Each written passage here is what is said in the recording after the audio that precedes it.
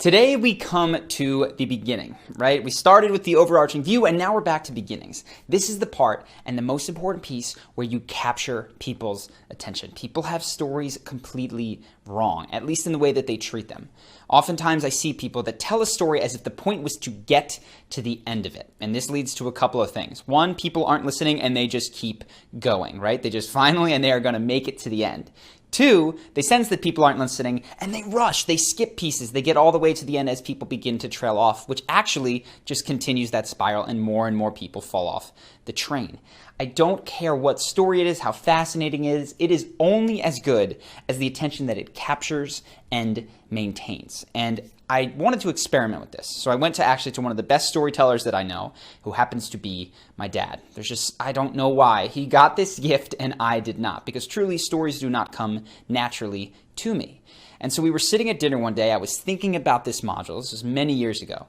And the first time that I was going through it, I wondered, okay, what does a good storyteller do to get my attention? And I knew that my dad was going to do something, so I just waited. And he started, we were having a conversation, this, that, and the other thing, what he'd been up to. And he says, so Charlie, the patriarch of the family on your mother's side has weighed in on what they think about your job. And then he just stopped.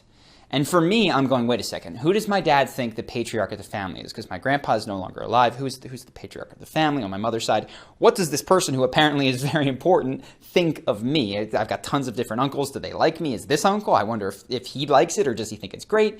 And all this is racing through my mind, and he stops. And all I want to do is say, well, who is it? What did they say? And I catch myself. I go, no. This is for science. We're not going to say anything. Let's see what happens. See what he does when he doesn't get that reaction.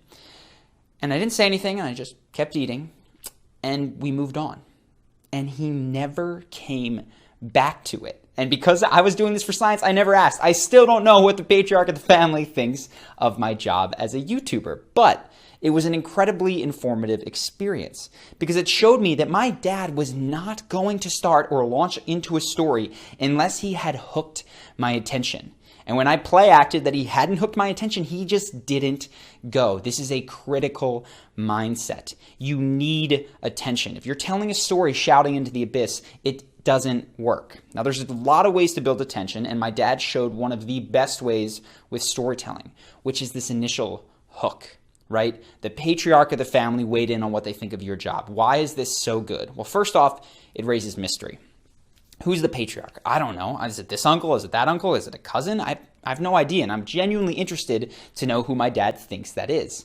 Second, it's highly relevant. I mean, not to mention the story, or pardon, the mystery of what does this person think, but that is pertinent to me. I've mentioned when people talk about their dreams, oftentimes those stories aren't interesting because they don't relate to us. But when somebody says, hey, I had a dream about you last night, it was weird, you want to hear what it's about. It raises a mystery in your mind and it is relevant to you. So when you can do that and you craft your hooks so that they capture attention. And the third thing I would say is just hyping it, right? Saying, you're going to love this. Oh my God, the craziest thing happened to me today. Have I told you about the time that I was kidnapped in South America, right? Anything that is hyped is going to hook attention early. So when you're telling your stories, I want you to be thinking, if you're not on a talk show, unfortunately, as we go into breakdowns, you're going to see that this isn't the most commonly used piece in breakdowns, because in a talk show setting, they have your attention. Camera's on them. This actor or actress does not need to necessarily hook your attention. But if you pay attention in your social circles, absolutely that is the case. So be thinking, what can I start with to hook someone's attention? How is it relevant to them? What mysteries can I raise? And if it's just a fascinating story that has nothing to do with them, how can I do a one-sentence sort of teaser that absolutely hypes it up and gets people engaged? When you get this hook in place, you are starting off on the right foot by capturing attention.